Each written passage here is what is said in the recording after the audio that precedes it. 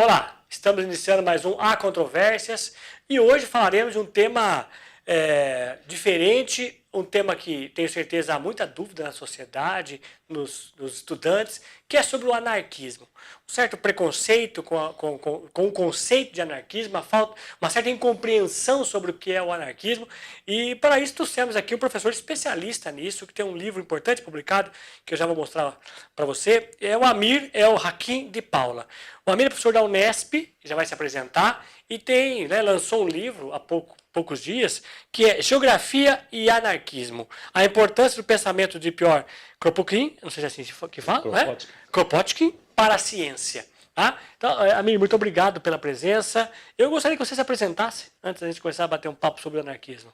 Bem, primeiro agradecer, Maurício, pelo convite. Eu agradeço. Eu acho que é pouquíssimas pessoas que se dispõem a ter esse debate, essa discussão sobre o que é o anarquismo. Né? Vou tentar aqui, minimamente, né, dar uma introdução ao tema para as pessoas que não têm conhecimento se familiarizem, né, com ele. Né? Bacana. Enfim, bem, a minha formação toda é feita na USP, desde a graduação, e recentemente eu acabei o pós-doutorado, onde saiu esse livro, né? Ele é uma parte desse pós-doutorado que eu fiz. Entendi. Que eu acabei faz 1 ano e meio, mais ou menos. Certo. Depois você vai explicar para nós quem é, né? Para quem está em ele casa, é um quem é o autor. Isso. Mas primeiro, vamos pensar o seguinte, o Amir, você é professor da Unesp aqui de Ourinhos hoje, né? Uhum. Você acha que assim, o anarquismo hoje... Bom, primeiro vamos dizer assim, o que é anarquismo? Para quem está em casa, porque anarquismo se confunde muito com anarquia, e anarquia se confunde com baderna. Anarquismo é isso? É baderna? O que é anarquismo? Então, a palavra anarquia é uma palavra de origem grega, né? Tá. Que, fazer uma tradução literal, significa sem poder. Ok. É que as pessoas associam uma sociedade sem poder, é uma sociedade que vai beirar a desordem, né? A bagunça. Que é a bagunça, já que não tem hierarquia assim por diante, né? Só a balbúrdia. Isso, balbúrdia principalmente, né? Hoje em dia é balbúrdia. Bastante, né? Exatamente. Ou seja, as pessoas entendem que a sociedade humana precisa se organizar de uma forma hierárquica. Sempre precisa ter chefes, né? Aqueles que são comandados. Tá. Enfim, os anarquistas eles entendem que isso não é necessário. Que é possível viver sem essa organização hierárquica. Sim, é possível, porque tem experiências que mostram que isso já aconteceu, né? Não é uma coisa tipo assim, uma utopia apenas, Entendi. né? Momentos históricos, por exemplo, no século XX, na Espanha, na década de 30, na qual você tinha uma cidade como Barcelona, que tinha naquele momento mais de 1 milhão de habitantes, se eu não me engano, né? E que a organização era feita de uma forma anárquica. Mesmo existindo, por exemplo, o Estado. Então, por exemplo, lá você tinha um governo, mas ele não apitava nada, eram os sindicatos anarquistas que autogeriam a sociedade. Entendi. Então, existe essa possibilidade. É uma autogestão. Autogestão, sim. Os princípios anarquistas são autogestão, né? São o federalismo, ou seja, então não existe o centralismo, né? Tá. Existe a ideia de que as pessoas ou os grupos, eles se federalizam, eles criam um grupo maior, né? Tá, e tudo é discutido dentro desses grupos e chega a alguns consensos. Sim, é possível um país do tamanho do Brasil, assim, uma experiência é que também, se a gente for pegar os autores mais recentes, né? Por exemplo, né? Buran Bookchin, ele é um cara interessante no sentido, porque ele é do século XX, da década de 70, 80, né? Inclusive o que está acontecendo na Síria hoje, na região norte da Síria, norte do Iraque, a região chamada de Rojava, é organizada de forma confederativa a partir dos princípios de Buran Bookchin, que é um anarquista. Praticamente você não vê em lugar nenhum. Não, porque a gente só fala, por exemplo, que quem conseguiu expulsar o Estado Islâmico da região norte da Síria e norte do Iraque, né, é um grupo chamado PKK, que é o Partido do Trabalho do Kurdistão, uma coisa assim, a tradução, né? Tá. Esse cara, ele era marxista, ele abriu mão do marxismo, o principal liderança, que é o Öcalan, né? Ele está preso na Turquia. Ele foi condenado à prisão perpétua, né? Entendi. Porque a Turquia considera esse grupo como terrorista. Certo. E ele abriu mão do marxismo e aceitou o confederalismo democrático, que são as ideias do Buran Bookchin, que tem a sua base no anarquismo. Entendi. Quer dizer, então, por exemplo, as mulheres se auto-organizam junto com os homens. Ou seja, são experiências que estão acontecendo na atualidade. E às vezes as pessoas acham que a gente está falando de uma utopia. Ou do século XIX, algo isso daí foi importante, mas hoje não tem mais o que fazer. Então, existe essa possibilidade, mas a gente tem que pensar assim, como é que está organizado hoje o país, né? Sim. A forma que ele está organizado, a gente primeiro tem que fazer um questionamento. Tá. Demonstrar que dessa forma não precisa ser organizado. Entendi. O capitalismo, ele se apropria dessa forma de organização, que é essa forma mais hierárquica, né? Que ele precisa disso. E faz transparecer que parece a única possível. Sim, exatamente. Outra é impossível. Exatamente. Não há outra maneira. Isso, aí dá uma ideia de que, por exemplo, as pessoas elas não conseguem se organizar de forma não ser hierárquica, quando isso não é verdade. Né? Na vida comum, a gente está sempre fazendo relações de solidariedade, sim, na qual aqui não acontece, aqui mesmo. Sim, exatamente. Não tem uma relação hierárquica. Há uma relação ainda, quer dizer, há muito de anarquismo dentro da sociedade, a gente, nós percebamos. no cotidiano, a gente está, às vezes, se organizando de uma forma que não precisa ter isso. Agora, toda a estrutura, né, que vem institucional, ela exige isso da gente. Por isso que a gente fica, de certa forma, limitado a ela. O que eu acho que é importante a gente perceber é que o anarquismo, a proposta dele, né, que é uma proposta então, que não surge da cabeça de uma pessoa. Né, então, quando eu estou falando que lá na Grécia Antiga já tem um nome, então você tem. Se você pegar os historiadores do anarquismo, né, eles estão lá vindo da Grécia, passam, por exemplo, comunidades ou grupos que eram religiosos no século XVI, aquelas guerras camponesas. Né, eles se organizavam de uma forma comunitária, de autogestionária, sem hierarquia, federalista. Mas eles não falavam que eram anarquistas. Não tinha esse conceito, né? Sim, exatamente, porque esse conceito é muito moderno, né? Ele é do século XIX, ele tem a ver com a Revolução Industrial. E faz um pouquinho essa história, para quem está em casa. Assim, o anarquismo como movimento político, então, ele nasce quando, por quem, como é que funciona? Então, aí vai ser muito da minha perspectiva, né? Porque se você pegar os historiadores anarquistas, cada uma vez vai trabalhar alguns autores. Mas se você for pegar em linha geral, eu começo por um cara chamado William Godwin, do século XVIII, né, que ele já tem uma crítica à sociedade institucionalizada na Inglaterra. Inclusive, ele tem debate com vários autores, como Edmund Burke, que é um conservador, sim. O Malthus, ele tem debates, livros. Né? Mas ele não se diz anarquista. O primeiro cara que vai se dizer anarquista politicamente vai ser o Proudhon. Entendeu? No século XIX. Né? Sim. Né? Que, mais conhecido pela frase, a propriedade é um roubo. Né? Sim, do Proudhon que fala isso. Né? E os debates que ele tem, principalmente com Marx. Sim. Né? E depois ele tem outros debates, enfim. Então ele é o primeiro cara que vai se dizer anarquista. Certo, que é o Proudhon. Isso. E aí ele vai ter uma proposta de organização, né, mutualista, ele está ligado, então, principalmente à organização dos trabalhadores franceses que estão no sindicato, então ele está imaginando isso. E ele diverge do marxismo em que ponto? Assim, seria no ponto, principalmente, quando Marx pensa que com a queda do capitalismo haveria uma ditadura do proletariado, haveria ainda, né, o Estado como hierarquizado ainda, e é isso que Proudhon não aceita? Essa transição do socialismo. E não só o Proudhon, né? Não, se não você pegar o Proudhon, o Bakunin também, né? Existe um rompimento entre os marxistas e os anarquistas, né? Sim. Isso já na Primeira Internacional, chamada Primeira Internacional, né? Que é basicamente o quê? O Bakunin, e anteriormente o Proudhon, mas principalmente o Bakunin, ele Bakunin é bom porque está em casa, que é um anarquista russo, né? Do século XIX, né? Ele é um dos pais teóricos. Isso que eu vou dizer. Né? Eu acho interessante. O Bakunin, o que ele vai discutir? Ele vai discutir o seguinte: não há possibilidade de você tomar o poder e depois destruir o poder. O que ele vai dizer para o Marx? Marx, você não conhece a natureza humana. Exatamente. Você dá o poder para um cara, a última coisa que ele vai fazer é largar o poder. Como é que vai tomar dele depois? O Marx tem aquela ideia, o proletariado toma o poder, depois lentamente, né? Que é essa fase do socialismo. Sim. O Estado vai ser absorvido. Isso, vai ser absorvido até depois não ter mais classes sociais, e aí você chega no comunismo. O Bakunin vai falar, olha... Com um homem novo, né? Isso, exatamente. O Bakunin não acredita nisso, né? O Proudhon também não acreditava, enfim. Ele vai dizer, olha, isso é impossível, né? Corre o risco de você ter, com essa estrutura do proletariado tomando poder, o Bakunin vai dizer assim, que vai ser a pior ditadura que já existiu na humanidade. A pior ditadura. E aí, se você ler os textos do Bakunin com relação a isso, é muito interessante, por quê? Porque ele meio que profetiza o que vai acontecer depois, na União Soviética e assim por diante. Isso na década de 60 do século XIX. Eu vou só fazer um intervalo rápido, Amir. Está muito bom esse papo, interessante. Tenho certeza que quem está em casa é uma aula, e é uma aula importante, porque pouca gente sabe sobre isso, e eu queria até que as pessoas se interessassem, aproveitando o seu papo, interessassem, inclusive pelo seu livro, né, que depois a gente vai apresentar novamente. Mas vamos para o intervalo, a gente volta já. Desse ponto em diante, estamos falando com o Amir El Hakim de Paula sobre anarquismo. Já voltaremos.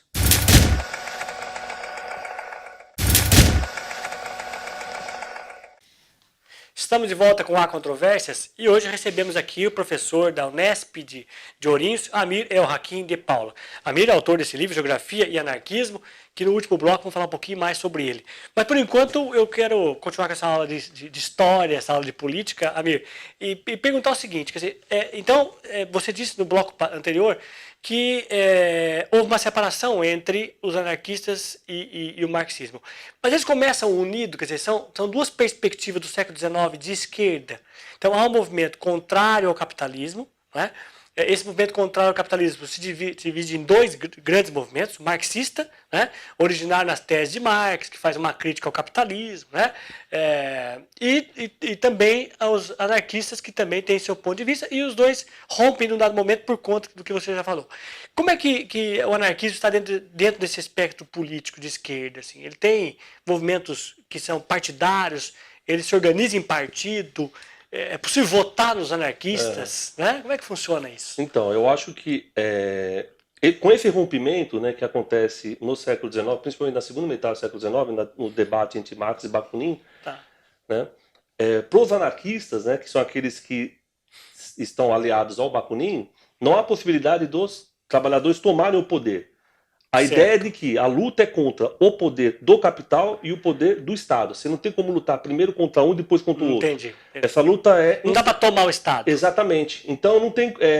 a questão do sufrágio universal, a questão de você votar, entendeu? O sufrágio universal significa assim, todo mundo votando. Votando, né? Voto para todos. Os anarquistas acham que ela, assim... Sei lá, a pessoa vai lá, vota, acha que pode ser interessante, mas no fundo não tem mudança efetiva, né? Porque... Você fica colocando alguém, você abre mão da sua força política, daquilo que você acredita, e delega para alguém para fazer aquilo para você, entendeu? Entendi. Então, o anarquista acha que você está abrindo mão politicamente quando você vai e volta para uma outra pessoa. Então, Entendi. eles não têm essa ideia de partido. Mas eles se organizam em sindicatos, eles se organizam em escolas, né? Eu tenho grupos anarquistas no Brasil, por exemplo, que tem empresas e tem, sei lá, propriedades que são anarquistas e que se organizam de forma anarquista? Então, não? eu acho assim, porque o anarquismo também é muito complexo, né? Sim. Não existe, seria até mais fácil falar de anarquismo do que anarquismo, né? A gente quando você falou de politicamente, eu fechei mais pro Dom Bakunin. Entendi. Entendeu? Depois que eu posso. Mas se você pegar, por exemplo, experiências que aconteceram de comunidades agrícolas. Entendi. Isso desde o final do século XIX. Então, por exemplo... Colônia Sicília. Exatamente, aqui próximo, né? No Paraná. A Comunidade de Paris pode ser, então, dentro dela houve certos movimentos anarquistas. Eu acho que na Comunidade de Paris você teve, em algum momento, porque ela teve quase 3 meses, né? Sim. Uma organização mais autogestionária. Entendi. Né? Uma preocupação de você acabar com a hierarquia. Tá. Né? Tem um autor importante, Amir, não sei se você conhece, que eu gosto muito de trabalhar, que é o Pierre Clastres, Sim. que fala que as organizações dos índios tupis-guaranis Sim. são basicamente anarquistas. E ele dá essa ideia de que parece que são, ou seja, parece que são organizações, os tupis parecem que são simples, ele acha fantástico. O Pierre Clastres morreu muito cedo, Sim, né? Mas deixou uma obra fantástica, né? Eu acho que o Pierre Clastres, inclusive, é anarquista. Não, sim, eu também. Né? A sociedade contra o Estado. Então, eu acho que ele deixa claro o quê? De que os indígenas sabiam o que é Estado. Eles não querem se organizar de forma estatal. E a ideia também, negam. Aí você fala assim, existe cacique. A gente tem uma ideia de cacique como chefe. Isso. Ele mostra o cacique, é o cara que tem uma representação na sociedade. Quando o cara é escolhido para ser cacique, ele até gela. Por quê? Ele vai ter mais coisa para fazer do que ele mandar. E na nossa sociedade, a gente fala, não, o cara é cacique. Então ele está mandando. Não, ele está mandando. Sim. Ele está numa posição agora de mais intranquila. Tipo assim, vamos dizer assim, ele... Está no papel de... Agora ele representa uma comunidade. Então, olha a responsabilidade que ele tem. Então, você vê como isso é complicado, né? Inclusive, assim, tem uma passagem do Pierre Clastres que eu acho muito interessante, é que ele fala que muitas vezes os tupis, os índios tupis, estão indo para uma guerra e, de repente, um resolve voltar e os outros começam a voltar também e voltam. Não vamos mais. O cacique não manda. O cacique ele resolve os problemas, é aquele talvez o mais experiente, o mais antigo, né? Sim. Que é para isso.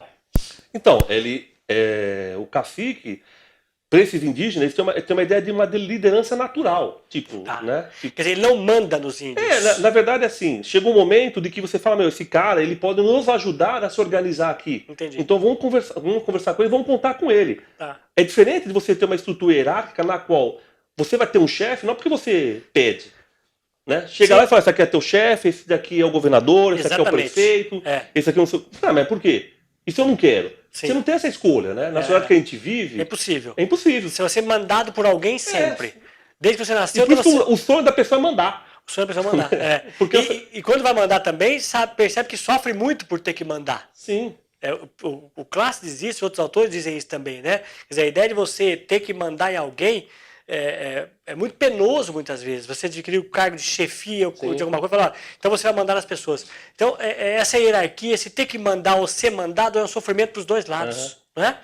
Exatamente. E eu acho que a proposta que os anarquistas têm... E aí que você entrou é legal, porque os tupis guaranis não são anarquistas no sentido clássico da palavra. Não. Eles não leram Bakunin, Kropotkin... Não estudaram isso, né? Mas eles se organizaram dessa forma. Isso, existem várias experiências. Por exemplo, se você pegar em países ou regiões que são completamente afastadas. Na Sibéria, como eu estava dizendo, depois a gente vai conversar um pouco mais, o Kropotkin percebe isso. Tá. Ou seja, esses indígenas do Brasil não tiveram contato com o cara da Sibéria. Mas eles se organizaram de forma autogestionária, de uma forma comunalista. Entendi. Ou seja, por que o ser humano chega a esse princípio? Quer dizer, todos têm vozes. Exatamente. Todos se manifestam. Sim, né? sim. Então a questão é, por que a gente chega numa sociedade hierárquica, Tá. né, na qual o Estado manda e as pessoas têm que obedecer? Eu acho que isso que é o antinatural. Tá, você tá entendendo? Porque, sim. Naturalmente, o ser humano ele vai se organizando dessa forma. Tá. E você acha assim, por exemplo, há uma crítica de que o anarquismo quase se encontra com o liberalismo. Uhum. Como é que você pode responder Eu isso? acho assim, o liberalismo... Primeiro dizer o que é o liberalismo, né? Que não é uma corrente de esquerda, é uma corrente dentro do próprio capitalismo, né? Vamos separar aqui para quem está em casa entender. Eu tenho no século XIX o capitalismo e tenho os críticos do capitalismo. Né? Quer dizer, aqueles que defendem o capitalismo e acham que o mercado é justo, perfeito, que o mercado deve ter mais espaço, são liberais. E aqueles que acham que o capitalismo não é justo e que, pelo contrário, ele promove injustiças, eu tenho dois grupos fundamentais. Lógico que eu tenho mais grupos, mas talvez dois grupos fundamentais, que é o marxismo, que parte do princípio que num dado momento haverá uma revolução, tá? E os anarquistas, que acham que não deve passar por essa revolução, mas deve ser uma tomada de consciência natural, né? E uma autogestão que vai surgindo aos poucos, né? Até isso vai gerar um processo revolucionário. Tá. Né? Pode ser uma greve geral revolucionária. Isso. Você tá entendendo? Então, mas assim, não é uma ideia de tomar o poder. Então os anarquistas, eles não, no seu extremo, não se encontram com os liberais. Eu acho que os liberais têm uma coisa que é a questão do indivíduo. E os anarquistas também têm. Tá. Né? Tipo, o indivíduo ele é livre no grupo. O grupo é livre no grupo maior. E o grupo maior é livre na confederação, que é o máximo instância. Tá. Então, a proposta dos anarquistas parte do indivíduo para o grupo maior. Entendi. Então, nunca é do grupo maior para o indivíduo. Então, por exemplo, só para dar um exemplo para as pessoas, legal. né? Quando tem uma greve geral, geralmente é o quê? É a cúpula das centrais sindicais que decide. Dia 25 de agosto vai ter uma greve. Sim. Aí o cara na base, ele tem que aceitar. Naquele dia. Os anarquistas, sai da base para chegar lá em cima. Então, sai do indivíduo, passa pelo grupo, do grupo para a federação, da federação para a confederação. Tá. O grito nasce lá embaixo. É isso. Os anarquistas acham que sempre vai ser uma furada você fazer uma coisa que vem de cima para baixo. Ótimo. Sem discussão. Entendi. Entendeu? E os liberais? Então, os liberais, eu acho assim, a defesa do indivíduo é porque o indivíduo no sentido de econômico. Né? Tipo, é um cara que vai lá, por si só, ele começa a batalhar, ganha dinheiro, né? É o self-made man, entendeu? Sim. Tipo, o anarquista não vê o indivíduo como... A ideia do livre-arbítrio, a ideia de... não é questão só da questão econômica, né? O indivíduo político, o indivíduo social, você não pode esmagar o indivíduo. Tá. É que, assim, acho que o liberalismo tem essa crença na meritocracia, né? Sim, os anarquistas enquanto o anarquista não tem essa crença, né? Acha que há todo um conjunto de outras coisas que influenciam o indivíduo, que vai além da sua vontade. Por exemplo, os anarquistas, por exemplo, não acreditam na competição. Tá. Os liberais acham que a competição é como se fosse um valor natural, um dado natural. Tá. As pessoas competem entre si. Eu olho para os animais, eles estão competindo. E vamos falar mais, porque é um pouco do teu livro, né? Vamos falar já sobre isso, dessa questão, daqui a pouco. Os anarquistas não acreditam nisso. Tá. Os anarquistas acreditam que o que predomina é sempre a solidariedade. Entendi. Né? Se não existisse a solidariedade, vamos imaginar assim, o Maurício, a gente não estava fazendo trabalho aqui. Exatamente. Aqui é um trabalho de solidariedade. Tem gente filmando, tem gente que vai depois editar, tem gente que está conversando aqui, tem gente lá embaixo. Exatamente. Então, se tu não está competindo aqui, cada um para si, Deus para todos, a gente não vai conseguir fazer nada. Então, pensando só no indivíduo. É uma coisa chegar e falar assim, mas o Bill Gates, ou como é que chama, o que fez do iPad, do iPod, Steve Jobs, né? Não, ele fez um produto. Mas como ele fez um produto? Ele teve que ler, ele teve que estudar. Sim. Ele precisa das pessoas para fazer o passou produto. Por escola, Né? Agora, como é que faz o capitalismo? Ele dá uma ideia de que o indivíduo faz as coisas sozinho. É o mérito individual. Mas não existe isso. O talento, né? Assim, feito por heróis. Essa coisa do herói, do talento, né? Sim, não existe isso, né? Sempre é uma construção coletiva. Agora, você não pode abrir mão do indivíduo. É isso que frisa o anarquismo. Sim, você não pode, por exemplo, eu venho aqui para discutir sobre anarquismo. Então você pode falar, o Amir, então, ele veio falar sobre anarquismo. Por quê? Porque ele estudou mais sobre anarquismo. Então ele tem uma coisa que é dele, minha. Sim. Aí vem outra pessoa aqui e fala sobre outro assunto. Sim. Então você não pode chegar e falar, não, todo mundo é igual, então todo mundo vai pensar igual. Não tem isso. Né? As pessoas têm a sua individualidade, você não pode esmagar essa individualidade. Quer dizer, o mérito é um pouco a junção entre o esforço e privilégio. Eu acho que é até mais privilégio do que mérito, né? É privilégio do que esforço, entendeu? Eu acho que, tipo assim, as pessoas às vezes não fazem nada e ficam exigindo que as outras tenham mérito. Não, o cara tá lá em cima já, a família de milionários. Já saiu de um patamar. Agora, o que é isso? Eu acho que são valores. É como nós, né? Nós, por exemplo, você, professor da Unesp, mestrado, seus filhos terão mais condições de fazer mestrado, doutorado. Sim, pode ser que um outro não faça, mas que terão mais oportunidade sim, porque você pode orientá-lo, você pode ajudá-lo. Enquanto que muita gente e muitos outros meninos, quer dizer, tem que partir de um patamar muito mais baixo, né? Então a ideia do mérito é uma ideia meio complicada, né? Eu acho totalmente. Quando pessoas são no mesmo patamar, tudo bem, eu posso falar em mérito. Mas não existe isso, porque o capitalismo, o dia que todo mundo for no mesmo patamar, não é capitalismo. Não é capitalismo. Por mais que o capitalista ele fala, não, a gente quer uma sociedade onde as pessoas usufruam dos bens, porque também o capitalismo ele precisa de cada vez mais pessoas consumindo, que é a lógica do sistema. Lógico, né? que é o coração. Exatamente. O consumidor, a pessoa é sempre consumidor, né? Ficar consumindo, comprando coisas assim por diante. Não existe uma sociedade, não tem a possibilidade de ter uma sociedade igualitária. Por quê? Porque da lógica do sistema você ter aqueles que mandam e aqueles que obedecem, né? Aqueles que têm a propriedade privada. E para o funcionamento do capitalismo isso é importante, né? Sim, é importante que haja o desemprego. Sim, lógico. Para que você tenha pressão sobre o salário. Exatamente, né? para baixar o salário. São lógicas da lógica do lógicas sistema. Invisíveis, né? Sim, muitas vezes. Nosso tempo passa muito rápido, porque o papo é muito bom, amigo. Eu queria falar um pouquinho, antes da gente ir para o último bloco, da questão da educação. Porque eu acho que o anarquismo tem um aspecto educacional muito importante, né? O que ele pode falar sobre a relação educação-anarquismo? Então, o que acontece no século XIX, né? Quando você tem a primeira internacional, que eu estava falando dessa divergência Bakunin-Marx, né? Certo. Os anarquistas acreditam de que essa escola, da forma que ela é organizada, e eu estou falando da escola do século XIX, que não é muito diferente da escola do século XXI, você está entendendo? Eu sei. Né? E essa relação professor e aluno ainda é muito hierárquica, né? Sim. Como é que você vai fazer uma nova sociedade se você constrói essa sociedade a partir desses valores? De hierarquia, de competição. Então os anarquistas propõem uma escola que não existe competição, que não existe hierarquia, né? De que todos estejam em conjunto trabalhando. Entendi. De que as propostas não partam apenas do professor, que ele tem o único saber, não. O saber parte do aluno para o professor, então existe uma troca contínua entre os dois. Podemos chamar de escolas democráticas? Eu acho que ela avança a escola democrática. É mais entendeu? que isso. Mas a escola democrática ela vai pegar aspectos das escolas libertárias que tem no século XIX. Então, escolas libertárias, né? Summerhill seria um exemplo? Eu acho que o New ele também está pegando.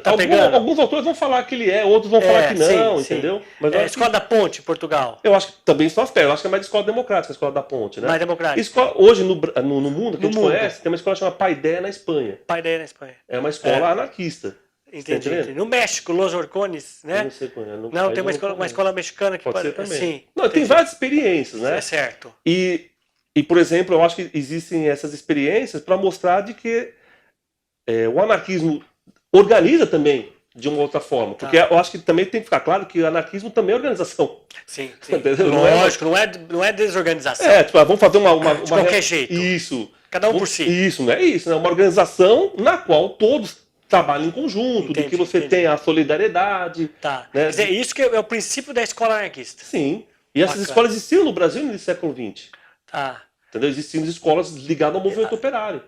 Tá. Que eram escolas anarquistas. Que bacana. Então, são coisas assim, às vezes, que as pessoas não têm muito... E alguns princípios, né? Para poder fechar esse primeiro bloco, mas eu quero voltar depois do outro bloco, falar um pouquinho mais de educação antes de falar do seu livro. Mas, assim, a gente pode ter aspectos anarquistas, mesmo nas escolas hoje, que nós temos tradicionais. Eu posso tentar aplicar alguns aspectos, né? Sim. Por exemplo, eu sempre digo assim, que numa sociedade como a nossa, em que as pessoas têm que votar, em que as pessoas têm que participar de eventos públicos, eventos políticos, a gente fala, nossa, que uma sociedade nossa, ela é desanimada para fazer qualquer coisa, né? Ela é muito, extremamente aceita qualquer coisa. Talvez seja um pouco dessa lição que vem da escola. Quer dizer, a escola nossa sempre foi uma escola que nos ensinou a obedecer. Isso, exatamente. E não nos ensinou a pensar, a perguntar, a resistir, não é? Talvez é mais importante o anarquismo, uma escola pensar em desobedecer do que obedecer cegamente qualquer coisa, né? Mas não é bagunça. Não, acho que não. É diferente. A gente se organiza, né? Tipo, os estudantes se organizam com os professores, com o corpo diretivo, em assembleias, se reúnem, né? Fazem essas discussões. Eu acho que a Escola da Ponte, ela não é anarquista, mas ela tem avanços. Né? Tipo, de participação dos alunos. Enfim. Isso. Bom, voltamos já para o último bloco com a Amir. Muito importante essa discussão e muito interessante. Já estaremos de volta.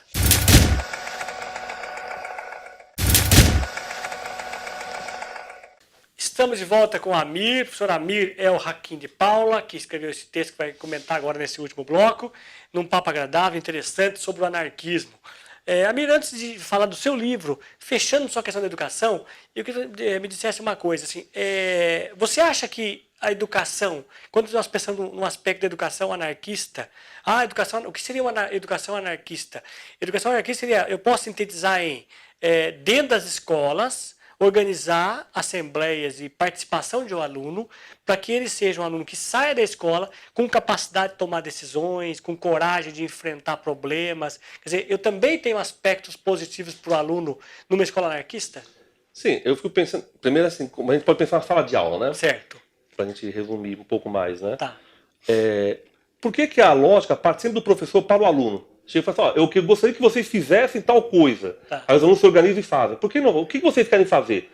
Como é que a gente pode, a partir dos seus desejos, tentar organizar do que o caderno, o livro de idade está, de alguma forma, exigindo, propondo, entendeu? Como é que a gente consegue fazer essa relação? Eu acho que essa é a lógica que os anarquistas estão pensando. Entendi. Né? Tipo, não passar do professor para o aluno, porque a gente também viveu muitas mudanças na escola desde o século XIX até no século XXI, né? No sentido de tentar quebrar um pouco, dar mais autonomia para os alunos. Né? Também tem isso.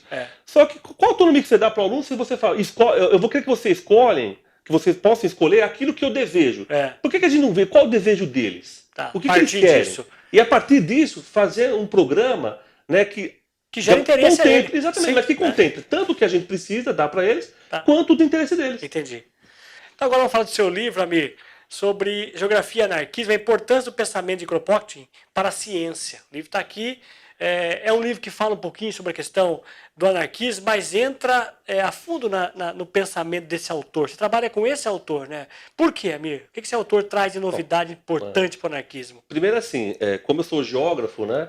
Existe na geografia pelo menos 4 geógrafos anarquistas. Certo. Mas eles não são trabalhados quase. Eu quando fiz a geografia na graduação, eu só fiquei sabendo de um geógrafo. Então ele é um geógrafo. Ele é um geógrafo. Eles não são formados em geografia, porque a institucionalização da geografia é no final do século XIX. Né? Sim. Mas eles são geógrafos no sentido... Trabalham com isso. Sim, inclusive eles têm propostas educacionais, por exemplo. Né? Ou pesquisa, como você está dizendo. Né?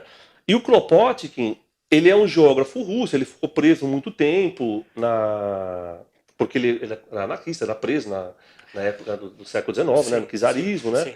Depois ele foi para a Inglaterra, então ele ficou quase 30 anos na Inglaterra, então ele escreveu texto. Ele escreveu texto para a revista Nature, que existe hoje. Nossa, a mesma revista. Então, assim, ele era super requisitado. Só que ele pouquíssimo fala na geografia. Quase não se fala. E por quê? Porque a geografia tem uma pegada tradicional, certo, né? Isso é histórico. E quando vem a pegada mais marxista, vamos dizer assim, eles vão pegar os anarquistas e colocar no século XIX. Dizem assim, os anarquistas não servem mais para nada. E aí quase não falam deles, entendeu? Então a ideia é resgatar a importância do Kropotkin para dentro da geografia, primeira coisa, e demonstrar a discussão que ele faz no século XIX, o debate que ele tem com os darwinistas, que eu acho interessante. Entendi, né? Então, lembrar dos darwinistas, Darwin, né, Charles Darwin, da teoria da evolução da espécie. Então há um debate entre ele e os darwinistas. Sim. Em que sentido? Então, na verdade, o que acontece, né?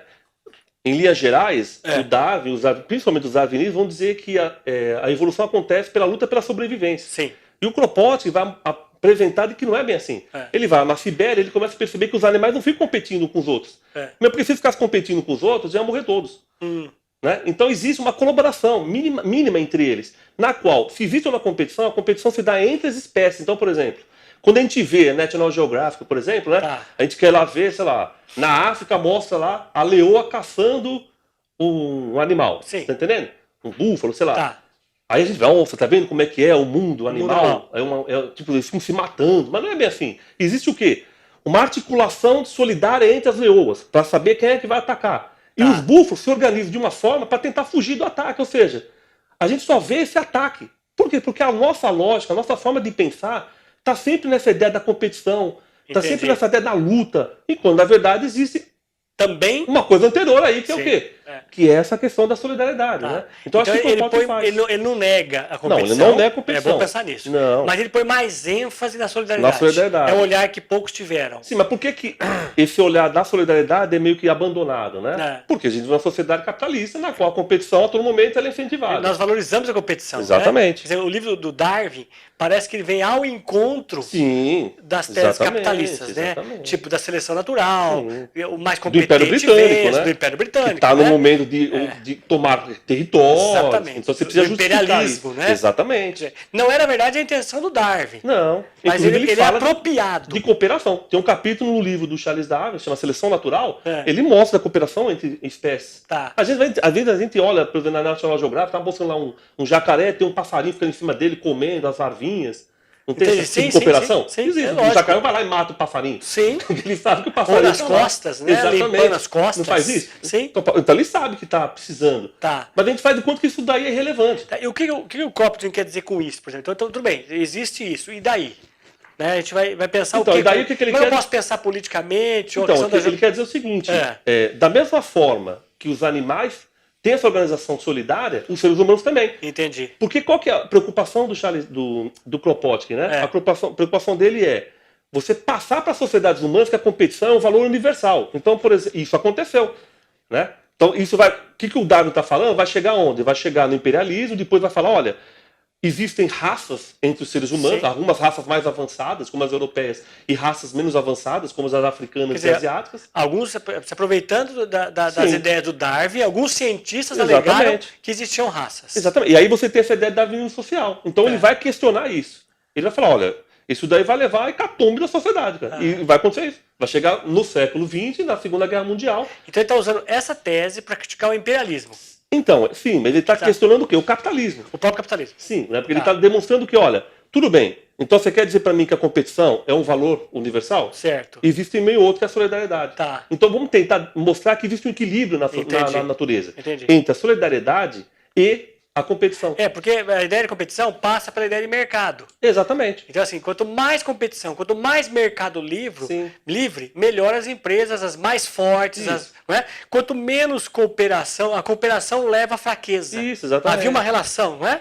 E até hoje tem isso, né? Até hoje tem isso. Eu estava vendo agora, o ministro da Educação está falando que ele gastava muito dinheiro e as escolas não davam resultado. Aí ele falou, então a gente vai cortar o dinheiro. Sim. Quer ver? É simples, né? Então você corta, né? Quer dizer, a pessoa então vai ficar cada vez pior. Se eu tenho 10 cabeças, 9 chapéu, corta uma cabeça. Ao invés de fazer um chapéu novo. Mas essa lógica é capitalista. Então os anarquistas, eles dizem o quê? E corta a cabeça mais fraca. Exatamente. E essa ideia que o darwinismo vai passar, esse darwinismo social, né? Que os mais fracos perecem. E o Kropotkin vai demonstrar que não é assim, que entre os seres vivos, inclusive os seres humanos, a solidariedade também é um bem da natureza. E foi um fator importante para a evolução. Sim. É isso que eu acho importante. Ele é o principal fator. Isso, olha que interessante, né? Quer dizer, então ele está discutindo com o Darwin. Sim. Né? Não com o Darwin, mas mais com os darwinistas. Lógico, naquele momento mais com os darwinistas, né?